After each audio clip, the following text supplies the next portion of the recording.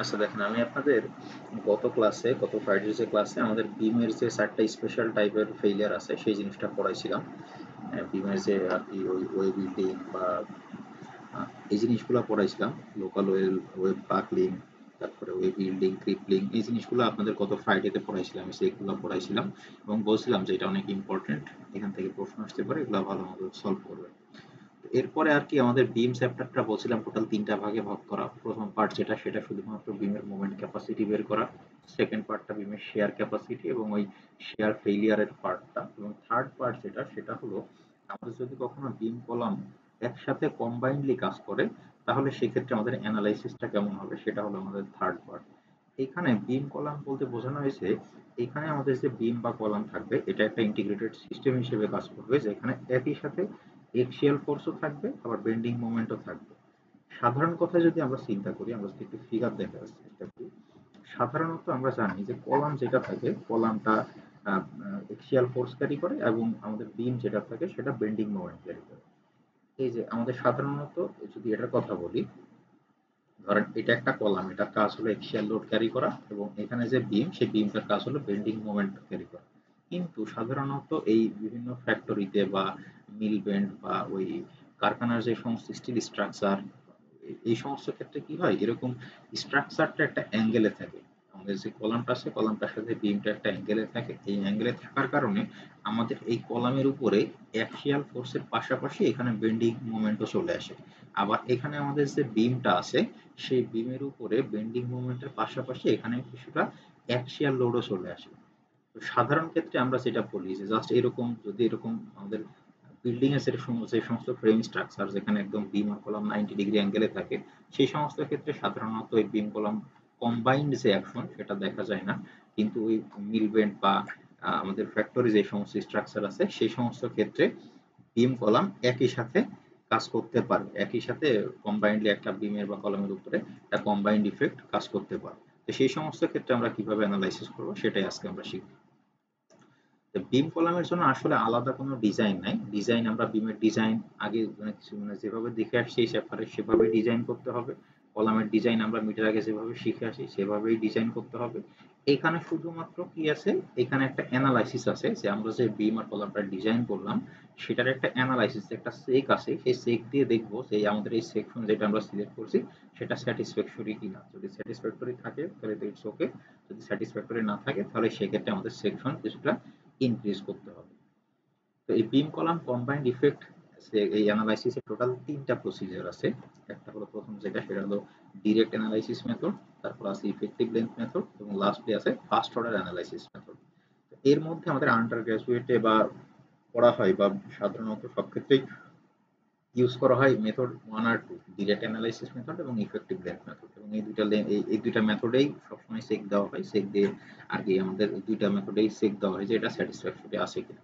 First order analysis method যেটা সেটা সাধারণত আমাদের কারখানা বা বিল্ডিং স্ট্রাকচার যেগুলো সেগুলোর জন্য লাগে না। এটা লাগে যদি কোনো সময় একটা ক্যান্টিলিভার স্ট্রাকচার থাকে যে এক পাশে ফিক্সড আর এক পাশে পুরো ফাঁকা, সেই সমস্ত ক্ষেত্রে ফার্স্ট অর্ডার অ্যানালাইসিসটা লাগে, এটা একটু জটিল, এটা আন্ডারগ্রেডে পড়ানো হয় না। এই ডিরেক্ট অ্যানালাইসিস আর ইফেক্টিভ মেথড যেটা, এই দুটাই পড়ানো হয়। এখন এই সেটটা খুবই সহজ। আপনারা যদি একটু আরসিসির কলাম চ্যাপ্টারটা একটু মেমোরিতে রিকল করেন, আপনারা এরকম মোটামুটি একটা ফর্মুলা পড়ে আসছেন আরসিসির কলামেও সেম একই ফর্মুলাই, যে শুধুমাত্র আমাদের একটা কলামের লোড ক্যাপাসিটি এবং যে লোডটা দেওয়া আছে রিকোয়ার্ড লোড এবং লোড ক্যাপাসিটি এবং রিকোয়ার্ড মোমেন্ট এবং মোমেন্ট ক্যাপাসিটি, এটার উপর ডিপেন্ড করে একটা সেক ছিল যে আমাদের এই ভ্যালুটা লোড এবং মোমেন্টের এই রেশিওর ভ্যালুটা যদি 1 এর থেকে ছোট হয় তাহলে আমাদের কলাম যেটা সেটা ঠিক আছে, যদি 1 এর থেকে বড় হয় তাহলে সেটা ঠিক নয়, আনস্যাটিসফ্যাক্টরি। এইখানে সেম সেই একই ফর্মুলা ইউজ করতে হবে, এই একটাই ফর্মুলা আমাদের এই চ্যাপ্টারে, জাস্ট এই তিন কলাম কম্বাইন্ড অ্যাকশনের ক্ষেত্রে জাস্ট এই একটাই ফর্মুলা, মানে একটা না, ফর্মুলা দুইটা। যদি কোনো সময় এই পিআর বাই পিসি এই রেশিওটা 0.2 এর থেকে বড় হয় তাহলে আমরা প্রথম ফর্মুলাটা ইউজ করব, আর যদি পিআর বাই পিসি এর থেকে ছোট হয় তাহলে আমরা দ্বিতীয় ফর্মুলাটা ইউজ করব। তবে আমরা যেহেতু সব ক্ষেত্রেই আমরা কস্ট ইফেক্টিভ ডিজাইন করি, তো কস্ট ইফেক্টিভ ডিজাইনের জন্য সব ক্ষেত্রে মোটামুটি আমাদের প্রথম যে ফর্মুলাটা এটাই আসে। এখন আমরা আসি যে এই ফর্মুলাতে আসলে কি কি আসে। প্রথম কথাটাই পিআর কি, পিআর বলতেছে রিকোয়ার্ড অ্যাক্সাইল টেনসাইল লোড। পিআর মানে হলো আমি যে স্টিল সেকশনটা সিলেক্ট করলাম সেই সেকশনের মাধ্যমে আমি কি পরিমাণ অ্যাক্সিয়াল লোডটাকে রেজিস্ট করতে চাই। আর সহজ কথায় যদি বলি যে আমরা যদি ডিজাইনের ক্ষেত্রে কি করি, প্রথমে আমরা হেড লোড দেওয়া থাকে, লাইভ লোড দেওয়া থাকে, সেখান থেকে আলটিমেট লোড বের করি। তো এখানে এপিআর যেটা, সেটা মনে করেন ওই আলটিমেট লোডটাই, ফাইনালি তো আমাদের আলটিমেট লোড যেটা সেটাকে আমাদের স্টিল সেকশনের মাধ্যমে রেজিস্ট করা লাগবে। তো এখানে পিআর বলতে আমরা অন্য ভাষায় সে আলটিমেট লোডটাকেও বলতে পারি, পিইউ কেও বলতে পারি। এরপরে কি বলতেছে, এরপরে বলতেছে পিসি। পিসি মানে হলো আমাদের যে স্টিল সেকশনটা আমরা সিলেক্ট করতেছি সেটার ডিজাইন অ্যাক্সিয়াল লোড ক্যাপাসিটি, বা সহজ কথায় ডিজাইন স্ট্রেংথ। আমরা যে কলাম চ্যাপ্টার পড়ে আসছিলাম এর আগে, সেখানে আমরা যে পিসি বের করছি, এখানে সেই সেম পিসি আমরা যদি মনে থাকে কলাম চ্যাপ্টারে ফাইনালি পিসি বের করার সময় এই ফর্মুলাটা ইউজ করছিলাম, আইসি ইন্টু পিএম। তো ওইখানে যে আমরা ঠিক যেভাবে আমরা ডিজাইন স্ট্রেংথ বের করছিলাম, সেই ডিজাইন স্ট্রেংথটাই হলো পিসি। তবে এখানে সুবিধা হলো এখানে পিসি এর ভ্যালু বের করা লাগবে না, ডাইরেক্ট এআইসি টেবিল আছে সেখান থেকে আমরা ডাইরেক্ট ভ্যালুটা নিয়ে নিই। এরপরে আছে এমআর। এমআরটা হলো আমাদের আলটিমেট যে মোমেন্ট, সেই মোমেন্টটাকে আমরা এমআর বলতে পারি। সেখানে আলটিমেট মোমেন্টের সাথে একটু কারেকশন ফ্যাক্টর থাকে, সেই কারেকশন ফ্যাক্টরটা আমরা দেখব। সেই কারেকশন ফ্যাক্টরটা গুণ করলে আমরা যে ভ্যালুটা পাই সেটাই হলো এমআর। আর এমসিটা হলো আমাদের যে স্টিল সেকশন, সেই স্টিল সেকশনটার ডিজাইন ক্যাপাসিটি। এই এমসিটা কিভাবে বের করব সেটা আমরা এই বিম চ্যাপ্টারে শিখে আসছি প্রথমের দিকে, যে জোন 1, জোন 2, জোন 3, তিনটা জোনের জন্য আমরা মোমেন্ট ক্যাপাসিটির ফর্মুলা বের দিয়ে মোমেন্ট ক্যাপাসিটি বের করছি। এমসি বলতে সেই মোমেন্ট ক্যাপাসিটিটাকেই বোঝায়। যদি জোন 1 এ পড়ে তাহলে আমরা জোন 1 এর ফর্মুলা দিয়ে বের করব, 2 তে পড়লে 2 এর ফর্মুলা দিয়ে বের করব, 3 তে পড়লে 3 এর ফর্মুলা দিয়ে বের করব, বের করে এমসি এর ভ্যালুটা বের করে রাখবো। আলটিমেটলি এই 4টা ভ্যালু যদি আমি বের করতে পারি তাহলে আমি জাস্ট আমার এই প্রবলেম শেষ। আমি জাস্ট সেখান থেকে ভ্যালুগুলো বসাই আমি চেক দিতে পারবো আমাদের যে স্কিল সেকশনটা সেটা স্যাটিসফ্যাক্টরি কিনা। এখন এই ভ্যালুগুলো আসলে কিভাবে বের করতে হয়, আমি তার আগে এই পিসি যে ভ্যালুটা, এই পিসি ভ্যালুটা আমাদের বের করার প্রয়োজন পড়বে না, এটা ডাইরেক্ট আমরা এআইসি টেবিল থেকে পাবো। তাহলে আমাদের তিনটা ভ্যালু বের করা লাগবে, একটা হলো পিআর, একটা হলো এমআর, আর একটা হলো এমসি।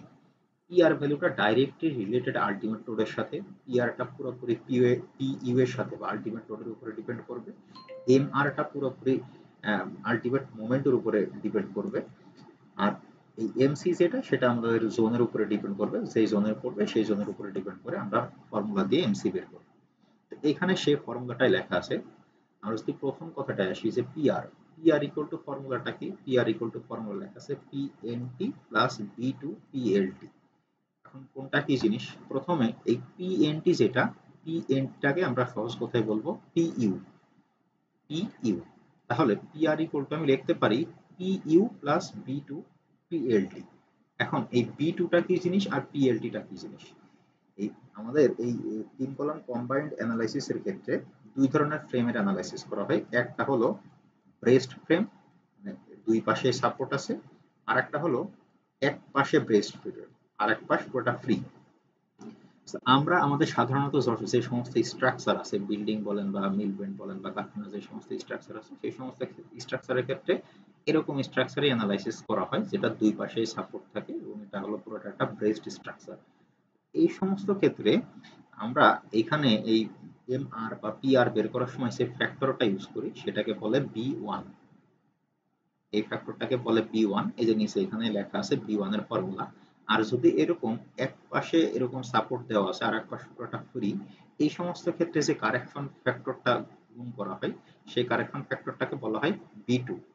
তো আমরা আন্ডারগ্রেডে এই কোর্সের জন্য আমরা মোটামুটি এই স্ট্রাকচারটাকে অলরেডি বাদ দিয়ে দিছি। তার মানে আমরা সমস্ত জায়গায় এই বি টু এর ভ্যালুটা আমরা জিরো ধরে নিব, সেখানে বি2 থাকবে সেই ভ্যালুটাকে আমরা জিরো ধরে নিব। আর বি1 যখন আমরা বের করব, বি1 বের করার সময় আমাদের এই ফর্মুলাটা মনে রাখতে হবে। এখানে জাস্ট মুখস্থ বলতে এইটুকু জিনিস, এই একটা জিনিসই মুখস্থ আছে এই চ্যাপ্টারের মধ্যে, তাহলে বাকি মোটামুটি সবগুলাই পারবে। সেটা হলো বি1।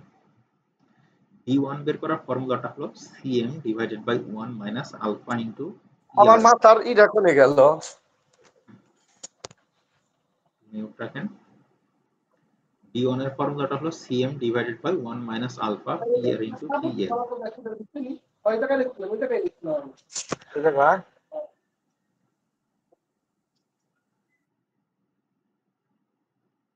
আচ্ছা দেখেন, বি1 এর ফর্মুলাটা ছিল CM divided by 1 minus alpha PR into PEL. এখন এই সিএমটা কি, এই মেইনলি B1 এর ক্ষেত্রে আমাদের একটু এই চ্যাপ্টারের ক্যালকুলেশন আছে, বাকিগুলো জাস্ট ফর্মুলাতে বসিয়ে দিলে প্রবলেম শেষ। B1 এর ক্ষেত্রে প্রথমে সিএম, যেটা সিএমটাকে বলা হয় moment magnification factor. Moment magnification ফ্যাক্টরের ফর্মুলাটা এখানে দেওয়া আছে, CM equal to 0.6 minus 0.4 into M1 divided by M2। এটা হলো সিএম এর ফর্মুলাটা। CM equal to 0.6 minus 0.4 into M1 divided by M2। M1 আর M2 কি জিনিস? M1 আর M2 হলো এই প্রান্ত আর এই প্রান্তর মোমেন্ট, অর্থাৎ একটা স্টিল সেকশনের দুই প্রান্তের মোমেন্ট। এটাকে যে কোনো একটা প্রান্তের মোমেন্টটাকে আপনি M1 ধরলে, অপর যেটা আছে সেটা হবে M2। এখানে ফিক্সড বলা যাবে না কোনটা M1 কোনটা M2, এখানে জাস্ট বলা আছে যে দুই প্রান্তের যে মোমেন্ট, সেই দুই প্রান্তের মোমেন্টটাকে বলা হয় M1 আর M2। সো এক প্রান্তটাকে আমি যে কোনো একটাকে M1 ধরলে অপরটাকে M2 ধরে নিব। তাহলে এখান থেকে এই ফর্মুলা দিয়ে আমরা সিএম বের করব। এখানে M1 M2 যেটা, সেটা প্রশ্নে দেওয়া থাকবে। এরপর আছে আলফা। আলফার ক্ষেত্রে আমাদের সুবিধাটা হলো এই আলফার ভ্যালু ডাইরেক্ট আমরা 1 ধরে নিই। আলফার ভ্যালুটা আমরা ডাইরেক্ট 1 ধরে নিব। তাছাড়া আলফার একটা ফর্মুলা আছে, যে ফর্মুলাটা আসলে একটু জটিল হয়ে যায়। যদি এখান থেকে দেখাই, আলফা বের করার একটা ফর্মুলা আছে, যে ফর্মুলাটা আসলে এই যে এই আলফার এই ফর্মুলাটা হলো একটু জটিল হয়ে যায়, বিভিন্ন কেস আছে, কয়েকটা কেসের মাধ্যমে বের করা হয়। স্টিফনেস, আলফাটা হলো স্টিফনেস রিডাকশনের একটা ফ্যাক্টর। এই স্টিফনেস রিডাকশনের ফ্যাক্টরটা তিনটা কেসের মাধ্যমে বের করা হয়। তো আমরা এই জটিল পদ্ধতিতে না গিয়ে আমরা আলফার ভ্যালুটা সব জায়গায় 1 ধরে নিই, এবং 1 ধরে ডিজাইন করলে আমাদের স্ট্রাকচারটা কখনোই ফেল করবে না, কারণ এই 1 ধরে নেওয়াটা হলে আলফার ম্যাক্সিমাম ভ্যালু। আলফার ভ্যালুটা কখনোই 1 থেকে বড় হবে না। সো সেক্ষেত্রে যদি আমরা 1 ধরে নিয়ে ডিজাইন করি, তাহলে এটা কনজারভেটিভ ডিজাইন হয়, যেটাতে কস্ট একটু বেড়ে যায়, কিন্তু তারপরে স্ট্রাকচারটা সেফ থাকে। আর যদি একদম মানে পয়েন্ট টু পয়েন্ট আর কি ডিজাইন করতে হয়, তাহলে ওই যে ফর্মুলাটা দেখালাম ওখান থেকে আলফার ভ্যালুটা বের করে নিয়ে বসাইতে হবে। তো আমাদের যেহেতু পরীক্ষার হলে অত টাইম পাওয়া যাবে না, কমপ্লেক্সিটি কমানোর জন্য আমরা আলফার ভ্যালুটা ফিক্স করে দিলাম 1। এরপরে পিআর, পিআর এর ভ্যালুটা আমরা যে এখান থেকে ডাইরেক্ট পাবো, আমাদের সমস্ত ক্ষেত্রে আমরা PR equal two direct PU লিখে ফেলতে পারবো, কারণ বি2 এর ভ্যালু 0 আমি বলে দিলাম যে আমাদের এই সমস্ত স্ট্রাকচার নিয়ে আমরা অ্যানালাইসিস করব না, এই সমস্ত স্ট্রাকচারের ক্ষেত্রে বি2 ইকুয়াল টু 0। তাহলে পিআর ইকুয়াল টু পিইউ, আর পিইএল যেটা, পিইএলটা হলো কলামের বাকলিং স্ট্রেংথ। এই কলামের বাকলিং স্ট্রেংথের ফর্মুলা আমরা কলাম চ্যাপ্টারে পড়ে আসছিলাম, সেটা হলো pi square EI divided by KL whole square. এই ফর্মুলাটা হলো কলামের বাকলিং স্ট্রেংথ, এটা আমরা ডাইরেক্ট ওই কলাম ডিজাইন অফ কলাম চ্যাপ্টারটাতেই পড়ে আসছিলাম। এই ফর্মুলা বসাইলে আমি বি1 এর ভ্যালু পাবো। এখন বি1 এর ভ্যালু পাইলে আমি এখান থেকে এমআর এর ভ্যালুও পাবো। এমআর এর ফর্মুলা হলো B one into M NT plus B two plus into M LT. So যেহেতু আমি বলেই দিছি ফিক্স যে বি2 এর ভ্যালু 0, তাহলে এই অংশটা পুরোটাই 0 হয়ে যায়, এটুকু আমার প্রয়োজন নাই। শুধুমাত্র বি1 বের করতে পারলে আমি এমআর এর ভ্যালু পাবো। যেহেতু এম এনটি মানে হলো ultimate moment, so M N T বা এম ইউ যেটা, সেটা আমাদের মোমেন্টের ভ্যালু যেটা প্রশ্নে দেওয়া থাকবে, সেখান থেকে ডাইরেক্ট 1.2 আর 1.6 ফ্যাক্টর গুণ করলে আমি ডাইরেক্ট এম এনটি এর ভ্যালু পাবো। তাহলে এখান থেকে আমি এম আর পাইতেছি, পি আর পাইতেছি, বাকি থাকে শুধুমাত্র এমসি। সেই এমসি এর ভ্যালুটা ডিপেন্ড করবে আমাদের স্টিল সেকশনটা কোন জোনের মধ্যে পড়ে। যেই জোনে পড়ে সেই জোনের আমরা মোমেন্ট ক্যাপাসিটির ফর্মুলা বসাই, সেখান থেকে আমরা ভ্যালুটা বের করি। তো এটা মনে হতে পারে যে অনেক কিছু অগোছল, আমরা একটা প্রবলেম সলভ করে একটা এক্সাম্পল দিলে আমরা খুব সহজেই সবকিছু বুঝতে পারবো। প্রথমে আমাদের আছে effective length method. Effective length মেথডের একটা প্রবলেম আছে, এরপরে আমাদের পরবর্তীতে ডিরেক্ট অ্যানালাইসিস মেথডের প্রবলেম আছে। এই প্রবলেমটা একটু ভালো করে বোঝেন, খুবই সিম্পল, খুবই সহজ প্রবলেম, জাস্ট মানে ক্যালকুলেশন ছাড়া অন্য কোনো কিছুই নাই। প্রথমে একটা বলা আছে যে এ 12 fit W12 into 96 steel column is used as a beam column in a braced frame। এখানে বলা আছে ব্রেসড ফ্রেম, তার মানে কি দুই পাশে সাপোর্ট আছে, দুই পাশে সাপোর্ট আছে। এই যে যেটা এখানে দেখালাম, দুই পাশে সাপোর্ট আছে, অর্থাৎ এখানে আমরা যে ফ্যাক্টর সেটাকে বি1 বলবো। আর যেহেতু দুই পাশে সাপোর্ট আছে, এখানে অটোমেটিক্যালি বি2 এর ভ্যালুটা হবে 0। এরপরে বলতেছি it is bent in a single curvature with equal and opposite end moments and is not subjected to intermediate transverse load. এখানে বলাই আছে যে এই যে আমাদের যে ব্রেস্ট স্ট্রাকচারটা আছে, এরকম যে ব্রেস্ট স্ট্রাকচারটা আছে, ধরেন এরকম একটা স্ট্রাকচারটা আছে, এটা ব্রেসিং আছে, দুই পাশে সাপোর্ট আছে, এবং বলা আছে এর দুই পাশে যে it is bending a single curvature with equal and opposite end moments. কারণ এই পাশের মোমেন্টটাকে ধরেন আমি m1 ধরলাম, আর এই পাশের মোমেন্টটাকে আমি m2 ধরে দিলাম। এখানে বলা আছে এই m1 আর m2 এই দুইটা হলো ইকুয়াল, দুইটা কথা লেখা আছে, এটা হলো ইকুয়াল এন্ড অপোজিট।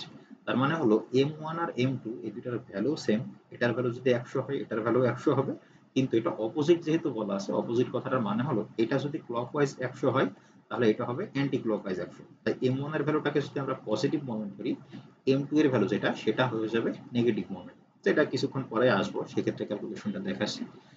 এরপরে আর কি বলা আছে, বলা আছে ইজ দ্য সেকশন স্যাটিসফ্যাক্টরি। এখানে দেখেন পিডি মানে ডেড লোড দেওয়া আছে 175 কিপ, লাইভ লোড দেওয়া আছে 300 কিপ, আর ফার্স্ট অর্ডারের ডেড লোডের কারণে মোমেন্ট দেওয়া আছে 60 কিপ ফিট, লাইভ লোডের কারণে মোমেন্ট দেওয়া আছে 60 কিপ ফিট। এই ইনফরমেশনগুলো দেওয়া আছে। তা আমার মাথায় রাখতে হবে যে এই বিম কলাম অ্যানালাইসিসের ক্ষেত্রে আমাদের ফর্মুলা এটাই, জাস্ট এই ফর্মুলাতে আমার যে ভ্যালুগুলো আছে সেই ভ্যালুগুলো বের করতে পারলে আমার প্রবলেম শেষ। প্রথম কাজ যেহেতু আমাদের এই অ্যানালাইসিসের জন্য দুইটা ফর্মুলা আছে, PR ডিভাইডেড বাই PC, এই রেশিওটার উপরে ডিপেন্ড করে আমাদের দুইটা ফর্মুলা আছে, এই রিকোয়ার্ড লোড আর ডিজাইন ক্যাপ মানে স্ট্রেংথ। এটা এই দুইটার প্রথমে আমার উদ্দেশ্য হবে এটা রেশিওটা বের করা। এটা রেশিওটা যদি 0.2 এর থেকে বড় হয় আমরা এই ফর্মুলাটা ইউজ করব, যদি 0.2 এর থেকে ছোট হয় এই ফর্মুলাটা ইউজ করব। তাহলে প্রথম কাজ PR বাই PC বের করা। তো পিআর এর ফর্মুলাটা কি, পিআর এর ফর্মুলাটা এই যে পিআর ইকুয়াল টু পিএনটি। তো পিএনটি এর আমরা আবার নাম দিয়ে দিছি আলটিমেট লোড, পিএনটি মানে হলো পিইউ, আর আমি অলরেডি বলেই দিছি যে বি2 ইকুয়াল টু 0। তো তাহলে এখান থেকে যদি শুধু আমি আলটিমেট লোড ক্যালকুলেশন করি তাহলে আমার পিআর ক্যালকুলেশন শেষ। তো ফার্স্টে সেটাই করা হয়েছে, দেখেন পিএনটি ইকুয়াল টু লেখা আছে PNT equal to PU equal to 1.2 into dead load plus 1.6 into live load. এখান থেকে আমি পিআর এর ভ্যালু পাইছি 690। এরপরে আরেকটা আমার কি লাগবে, আরেকটা লাগবে পিসি। তো পিসি এর ভ্যালু বের করার জন্য আমাদের কোনো কিছু ফর্মুলা ইউজ করা লাগবে না। এখানে এই যে পিসি, যেটা পিসি এর জন্য ডাইরেক্ট আমরা এআইসি টেবিল ইউজ করব। এআইসি টেবিল যেটা মোমেন্ট ক্যাপাসিটি, যে টেবিলটা আমি আপনাদেরকে পরবর্তীতে দিয়েছি 3 পেজ না 4 পেজের একটা দিয়ে দিছি, সো এটা আমি দেখাই দেই। ওইখান থেকে ডাইরেক্ট আমরা পিসি বের করতে পারি।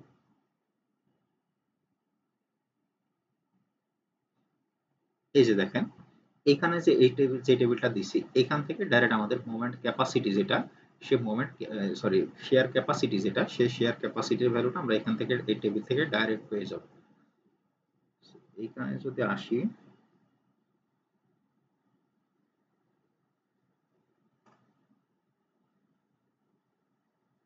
এই যে এখানে এখানে যে ফাই ইনটু ভিএনএক্স লেখা আছে, এখান থেকে ডাইরেক্ট আমরা পিসি এর ভ্যালুটা ডাইরেক্ট এখান থেকে পেয়ে যাব। তো আমাদের এই প্রবলেমের ক্ষেত্রে সেই ভ্যালুটা এখান থেকে নিয়ে ডাইরেক্ট পিসি এর ভ্যালুটা এখানে বসানো আছে 1080 মানে 1080 কি, মানে ওই টেবিল থেকে নিয়ে জাস্ট এখানে ভ্যালুটা বসানো আছে। তো তাহলে যেহেতু আমি পিআর এবং পিসি দুইটা ভ্যালুই পাইছি, এখন আমার উদ্দেশ্যটা কি, এখন উদ্দেশ্য হলো পিআর বাই পিসি এর রেশিওটা কত হবে সেটা বের করা। তো পিআর বাই পিসি এর রেশিওটা বের করলে আমরা 690 ডিভাইডেড বাই 1080, এটা করলে আমি ভ্যালুটা পাইতেছি 0.639, যেটা 0.2 এর থেকে বড়। যেহেতু 0.2 এর থেকে বড় তাহলে আমরা এখান থেকে যে দুইটা ফর্মুলা ছিল, তার মধ্যে থেকে প্রথম যে ফর্মুলাটা, এই ফর্মুলাটা আমরা ইউজ করব। এরপরে আমাদের কাজ কি, এরপরে কাজ হলো দেখেন এই আমার এই ফর্মুলাতে যেহেতু ইউজ করব, তার মানে কি এই ফর্মুলাতে যে জিনিসগুলো আছে সেই জিনিসগুলো বের করতে পারলে আমার ক্যালকুলেশন শেষ। সো অলরেডি পিআর আমি বের করছি, পিসি বের করছি, এখন আমার লাগবে কি এমআরএক্স আর এমসিএক্স, এমআরওয়াই আর এমসিওয়াই, এই চারটা ভ্যালু আমার লাগবে।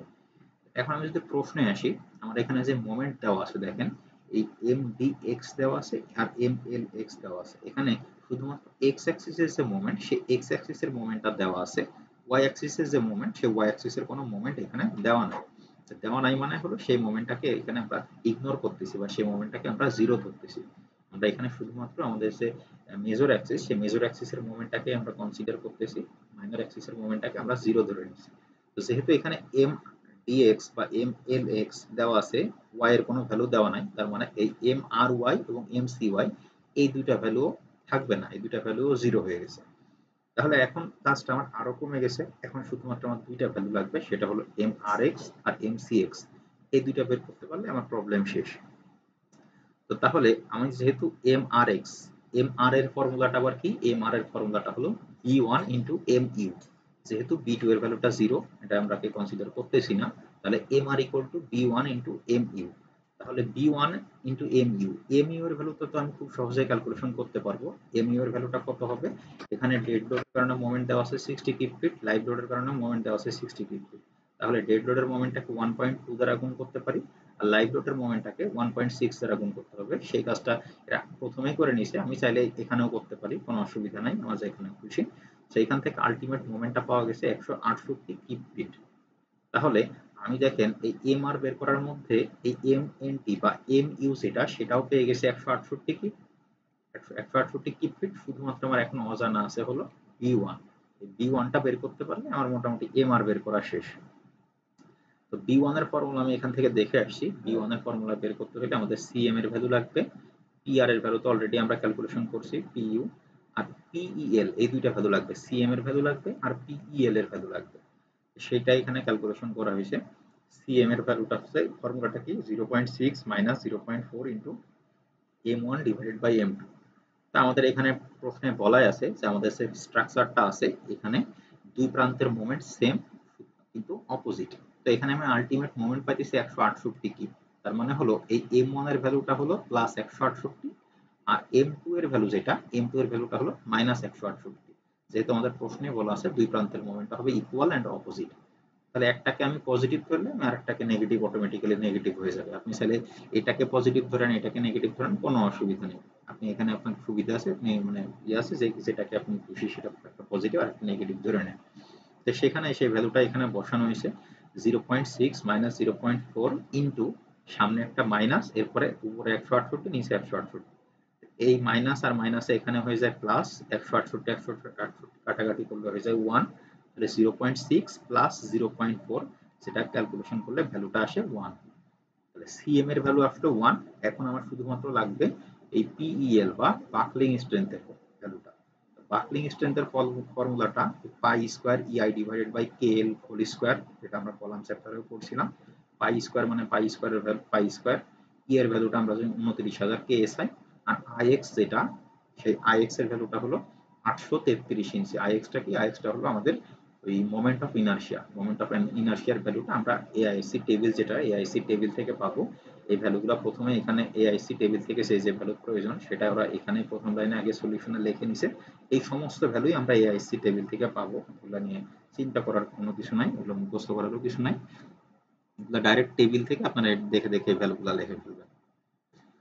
এরপরে যদি এই আয়ের ভ্যালুটা বসাইলাম, এরপরে নিচে কি আছে, কে, কে এটা হলো ইফেক্টিভ লেন্থ ফ্যাক্টর। এখানে আমরা যখন ওই কলাম চ্যাপ্টার পড়ে আসছি তখন বিভিন্ন ধরনের সাপোর্টের কারণে আমরা বিভিন্ন ধরনের কে এর ভ্যালু বসাইতাম।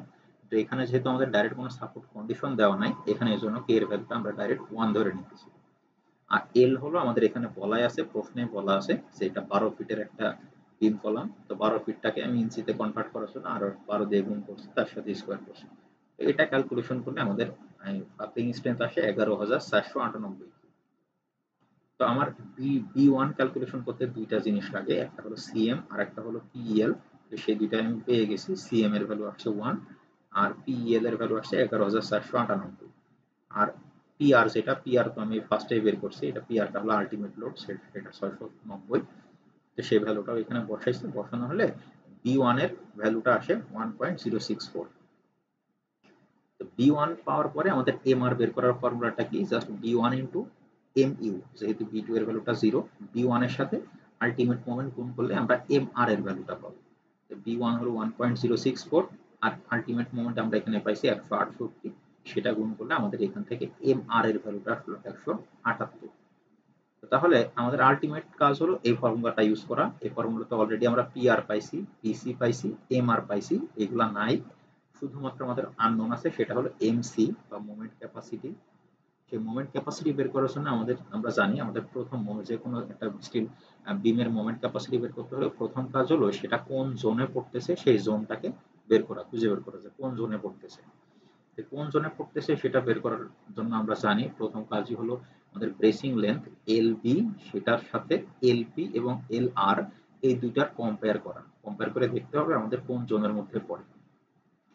আমাদের এই প্রবলেমের ক্ষেত্রে এখানে কোনো ব্রেসিং এর কথা বলা নাই, যেহেতু ব্রেসিং এর কথা বলা নাই তার মানে কি এর মাঝখানে কোনো ব্রেসিং নাই। তার মানে যেহেতু শুধু এই প্রান্তে একটা সাপোর্ট আছে, এই প্রান্তে একটা সাপোর্ট আছে, মাঝখানে কোনো ব্রেসিং নাই, তাহলে এখান থেকে আমরা এলপি এর ভ্যালু বা ব্রেসিং লেন্থ বলতে পারি ডাইরেক্ট 12 ফিট, যেহেতু এর মাঝে কোনো ব্রেসিং নাই, জাস্ট এখানে একটা সাপোর্ট, এখানে একটা সাপোর্ট। এলবি এর ভ্যালু পাইতেছি 12 ফিট। আর এআইএসসি যে টেবিল, এই যে টেবিল, এখান থেকে এলপি এল আর এই সমস্ত ভ্যালু এখান থেকে আমরা পাবো। এখান থেকে আমরা এল পি আর এল আর এই ভ্যালুটা পাইছি হলো, এল পি এর ভ্যালু পাইছি 10.9 ফিট আর এল আর এর ভ্যালু পাইছি 46.7। তাহলে দেখেন এল বি যে ভ্যালুটা, এল বি এর ভ্যালুটা এল পি এর থেকে বড় কিন্তু এল আর এর থেকে ছোট।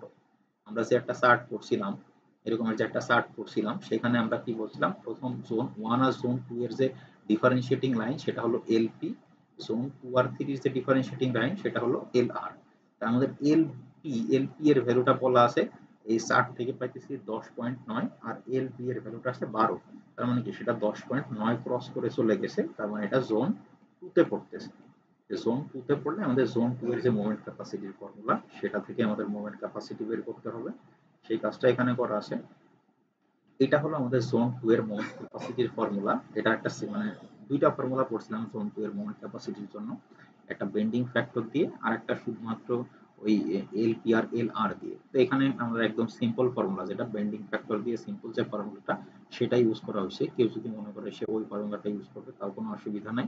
আর এই ফর্মুলাগুলো পরীক্ষায় দেওয়াই থাকবে, মোমেন্ট ক্যাপাসিটির ফর্মুলাগুলো দেওয়াই থাকবে, এগুলো মুখস্থ করা লাগবে না। তো এখানে সিম্পল ফর্মুলাটা ইউজ করা হয়েছে। এখানে সিবি এর ভ্যালুটা যেহেতু আমাদের এখানে কোনো লোডিং কন্ডিশন বা কোনো কিছুই বলা নাই, তাই সিবিটাকে 1 অ্যাসিউম করা হয়েছে। তার সাথে 5 ইনটু এমপিএক্স, 5 এমপিএক্সটা কি বলছিলাম, 5 এমপি বলছিলাম আর কি, এমপিটা বলছিলাম আমাদের জোন 1 এর মোমেন্ট ক্যাপাসিটি। জোন 1 এর মোমেন্ট ক্যাপাসিটি আমরা ডাইরেক্ট এআইসি টেবিল থেকে পাবো। এই যে এখানে যে এআইসি টেবিল আছে সেখানে প্রথমে আমাদের যেটা আছে এই যে 3 নম্বর কলামে 5 ইনটু এমপিএক্স, এই 5 ইনটু এমপিএক্স সেটাই হলো আমাদের জোন 1 এর মোমেন্ট ক্যাপাসিটি। আমরা ডাইরেক্ট এখান থেকে এই 5 ইনটু এমপিএক্স এই ভ্যালুটা ইউজ করে দিব। তো সেই ভ্যালুটা আমরা এই আমাদের 12 ইনটু 96 এই সেকশনের কারণে 5 ইনটু এমপি এর ভ্যালু পাইছি 551। তো সেটা এখানে বসানো হয়েছে 551 মাইনাস বিএফটা হলো বেন্ডিং ফ্যাক্টর।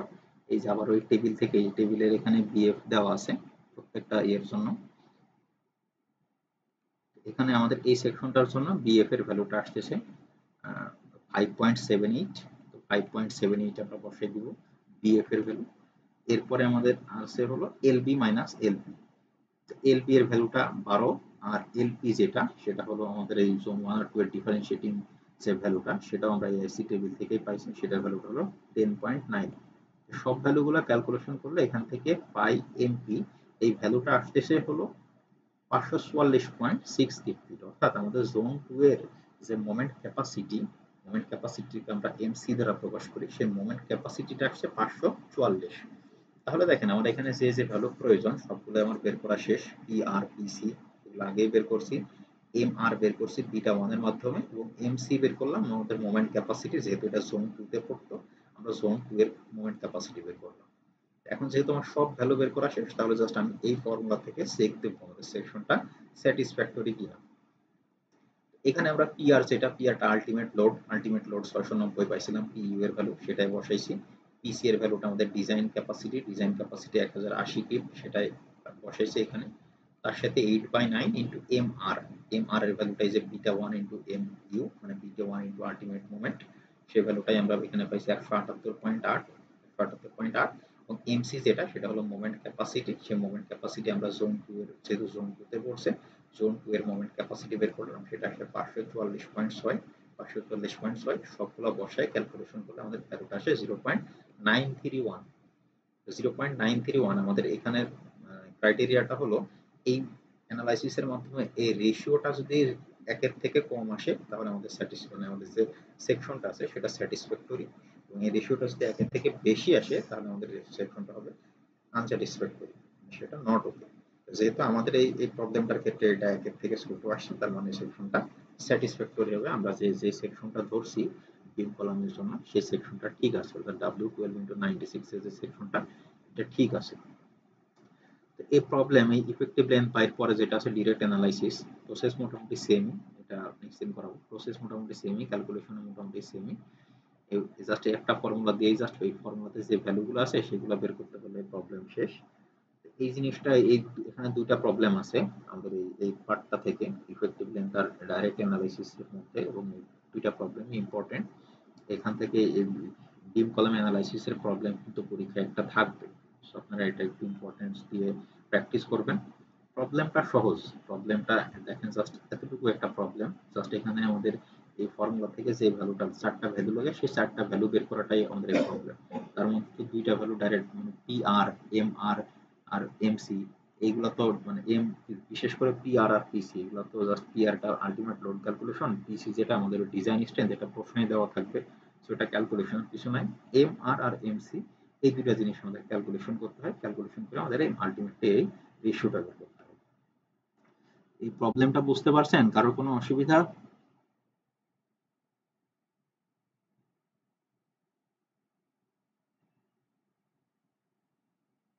আচ্ছা, আর আপনাদের এই টেবিল যেটা দেখতেছি, এই টেবিলটাতে ডাইরেক্ট পিসি এর ভ্যালু, যেটা ডিজাইন স্ট্রেংথ, সেই পিসি আর বিএফ, এই দুইটা জিনিস দেওয়া নাই এই টেবিলটাতে।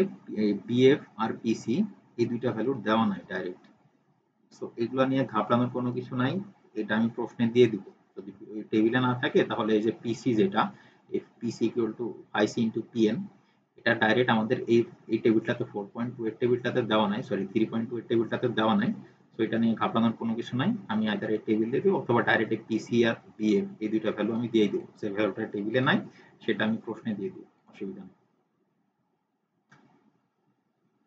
এই প্রবলেমটা নিয়ে কি আর কারো কোনো কোয়েরি আছে? কোথাও বোঝেন নাই বা এমন?